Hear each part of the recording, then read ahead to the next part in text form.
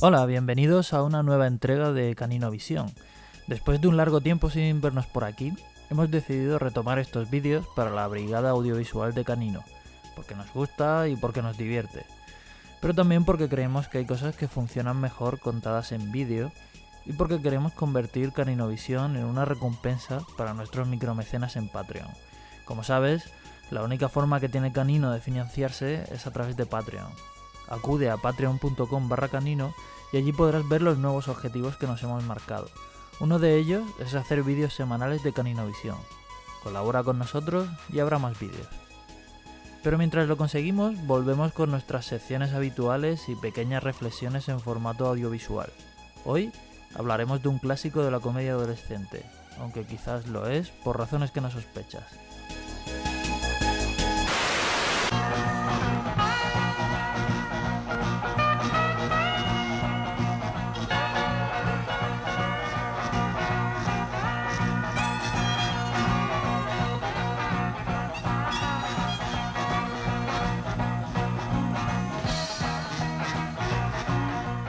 Porky's es una película de 1981 dirigida por Bob Clark, estadounidense afincado en Canadá, después de que su primera película tuviera un inesperado éxito en aquel país y de descubrir, como veremos, que era más sencillo financiar allí sus películas. Cuenta las peripecias, a menudo centradas en el sexo, de un grupo de estudiantes de instituto de los años 50. Hay bromas entre ellos de muy diverso tipo, hay una muy popular secuencia en la que un trío de chicos espían las duchas de las chicas a través de un agujero en la pared, y hay una trama que abarca toda la película en la que un grupo de estos chicos es humillado por el dueño de un sórdido bar de striptease, Porky's, y al que, cómo no, acabarán dándole a probar algo de su propia medicina.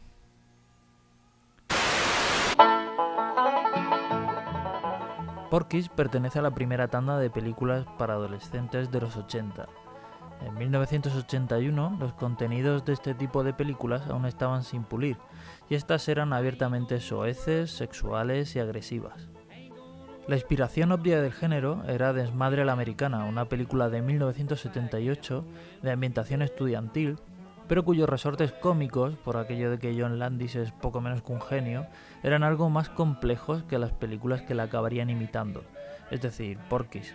Pero también películas como Aquel excitante curso, El último americano virgen, Los incorregibles albóndigas y sus cada vez más brutales secuelas, Los rompecocos, Desmadre en la universidad o incluso Risky Business. A toda esta moda, Porky's aportó unas gotas de nostalgia, a tono con lo que imperaba en el cine y la cultura pop norteamericana de los años 80, amarrada al firme guante de la era Reagan, pero que Porky's heredaba concretamente de American Graffiti, la nostálgica película de George Lucas de 1973. Sin embargo, hay algunas diferencias. Para empezar, Porky's fue una de las primeras de su clase, así que aunque su condición de explotación de un éxito previo, en este caso de Desmadre a la Americana, es innegable, aún conserva cierta frescura en su propuesta. Para seguir, su responsable principal no es un director mercenario del montón, sino un director con cosas que contar y con una perspectiva propia. Desde ese punto de vista, Bob Clark está más cerca del propio John Landis que de Rafal Zielinski o de Robert J. Rosenthal.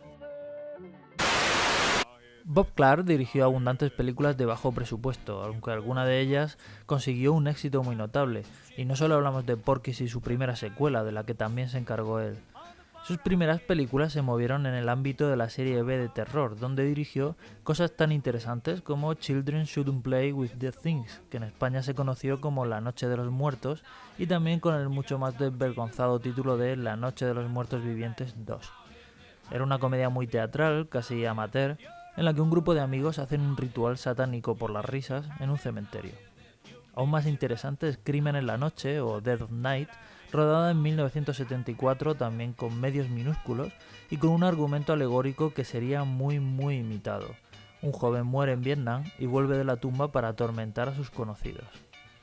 Aunque la mejor película de todo este primer bloque de su carrera es Navidades Negras, considerada por muchos críticos el primer slasher moderno, ya que se adelantó en 1974 nada menos que 4 años a la noche de Halloween, aunque tiene otra pequeña bomba de relojería a descubrir en su cine, la autorreferencial película de culto de serie B de terror de 1991, Popcorn, que produjo sin acreditar y que comenzó dirigiendo, también sin acreditar, su amigo Alan Orsby, guionista de Children Shouldn't Play with the Things, Crimen en la Noche o Porky's 2, sustituido a las pocas semanas de rodaje por Mark Herrier, uno de los protagonistas de Porky's. Otras películas destacables de su carrera son Asesinato por Decreto, una delicia en la que se enfrentan Sherlock Holmes y Jack el Destripador en una historia también adelantada a su tiempo, o la divertidísima y muy popular en Estados Unidos, aunque es una coproducción con Canadá, Historias de Navidad, ambientada en los años 40 y que supone un giro de Clark hacia un cine más amable y familiar.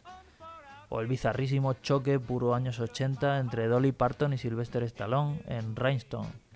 O Unos Peques Geniales y su secuela, taquilleras comedias de bebés superdotados que podrían haber supuesto el salto definitivo de Bob Clark a Hollywood si no hubiera fallecido junto a su hijo en un triste accidente de tráfico en 2007.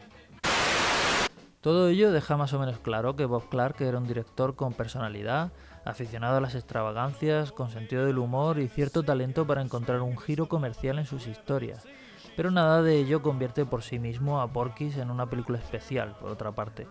Lo que sí le da cierto carácter único es su importancia comercial. El cine de Canadá vivía un momento hiperproductivo a principios de los 80 debido a las generosas ayudas que el gobierno había dado a partir de los años 70 a nuevas producciones que demostraran talante comercial, lo que había sacado a la filmografía canadiense de décadas de sequía. Por ejemplo, en 1974 el gobierno canadiense había eliminado el 100% de los impuestos para las películas del país, a lo que se sumaban las ayudas de la Canadian Film Development Corporation. Se notó de inmediato, pasando de producirse un puñado de películas a casi 60 estrenos al año. Se generaron gracias a ello cientos de películas de bajo presupuesto, con intenciones abiertamente comerciales y repudiadas por la crítica del país por su baja calidad artística y su desprecio de la identidad canadiense, ya que a menudo se hacían pasar por películas norteamericanas. ¿Sabías que slashers míticos de los primeros 80 como San Valentín Sangriento o Prom Night son películas canadienses que disimulan muy bien su origen? Sin embargo, las carreras de canadienses de pro como David Cronenberg o Ivan Reitman lograron arrancar gracias a estas leyes. De hecho, muchas de las películas de adolescentes con las hormonas revolucionadas citadas anteriormente son canadienses, la mayoría de ellas con la palabra balls en el título original. Loco Campamento, Oddballs, toda la saga Albóndigas, Meatballs o Los Rompecocos, Screwballs, cuyas secuelas se mezclan en sus títulos en español con las de los Albóndigas. Porky's, por supuesto, no escapó a esta condena crítica, aunque ajustando la inflación es la película canadiense más taquillera de la historia y en 1982 fue la quinta en Estados Unidos, quedando solo por detrás de E.T., Tootsie, Oficial y Caballero y Rocky 3. Por ejemplo, los críticos de la muy cinéfila revista Cinema Canadá se mostraron preocupados de que el público internacional se fuera a creer que todo el monte era orégano en el cine canadiense, y Variety la definió de forma muy apropiada como alucinantemente vulgar.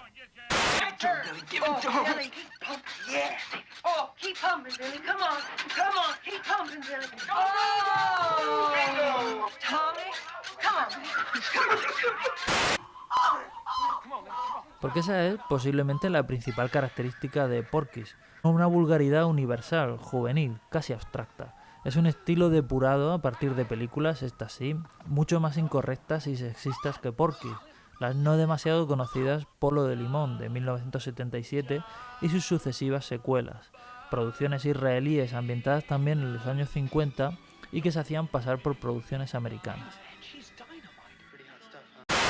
Bob Clark afirmó en más de una ocasión que su película estaba basada en experiencias reales, y lo cierto es que, y eso es lo que le da a Porky's un aire particularmente fidedigno, lo parece.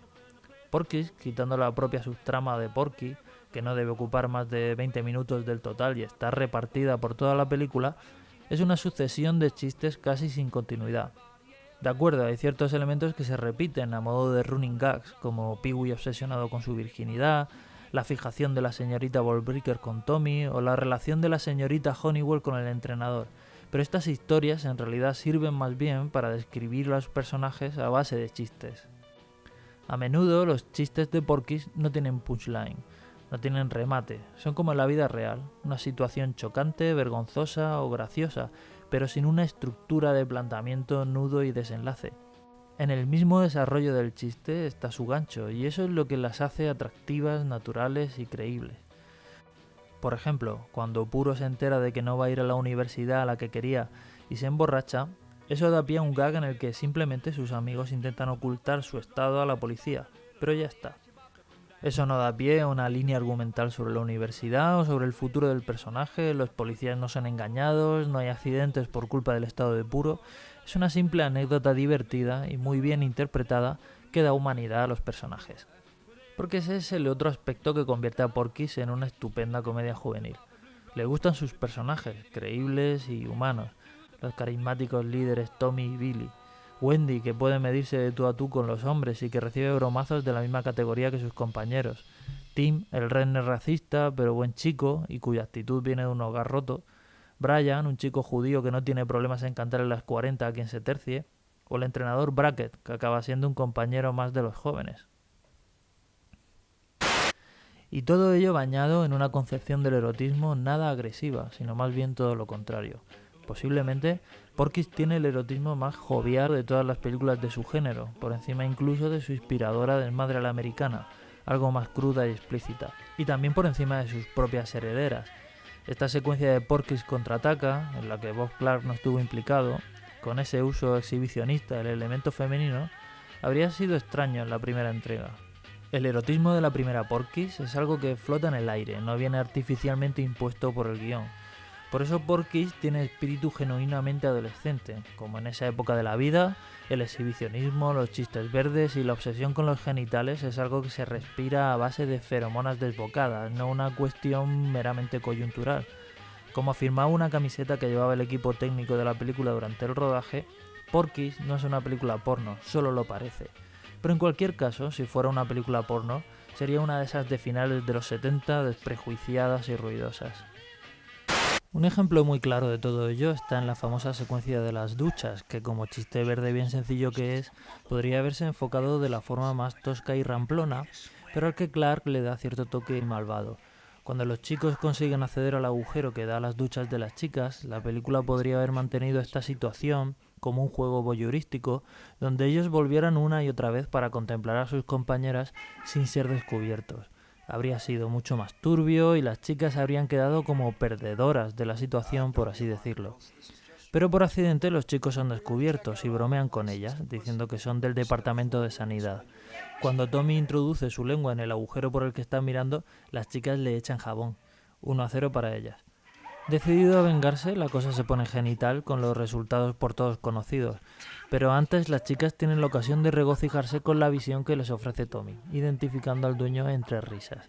Es decir, por irreal que resulte, el ambiente es jovial y festivo, nunca agresivo ni morboso. Es una fantasía erótica con todo el acento puesto en la parte de fantasía, y por eso Porky's resulta tan universal.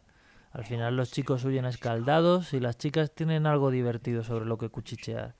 Podría decirse que es una banalización de una broma pesada e intolerable, pero aquí nos gusta verlo más bien como un buen resumen de todo lo que es Porky's. La contemplación del sexo adolescente, en eterno calentón, como algo celebratorio, descerebrado y en el que todos y todas participan. Lejos de la perfección y la trascendencia, Porky's no es una película redonda, pero sigue asombrando hoy día con su frescura y desvergüenza a prueba de bombas. Su éxito de público es perfectamente comprensible, porque es difícil no salir de Porky's en un estado de febril excitación y jolgorio juvenil. Pura nostalgia, por una vez, empleada para el bien.